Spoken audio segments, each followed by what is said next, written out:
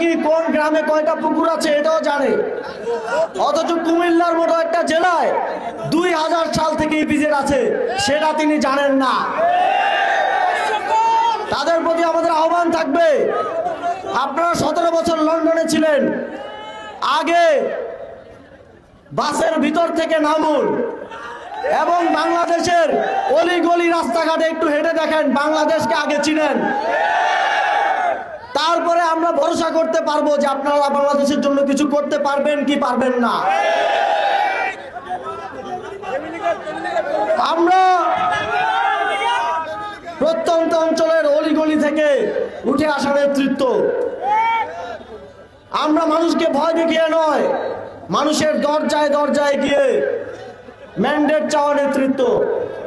আমরা জুলাই গণঅভ্যুত্থানে বাংলাদেশের কোটি কোটি মানুষের অংশগ্রহণে শেখ হাসিনার মতো শক্তিশালী ফ্যাসিবাদকে বিতাড়িত করার নেতৃত্ব।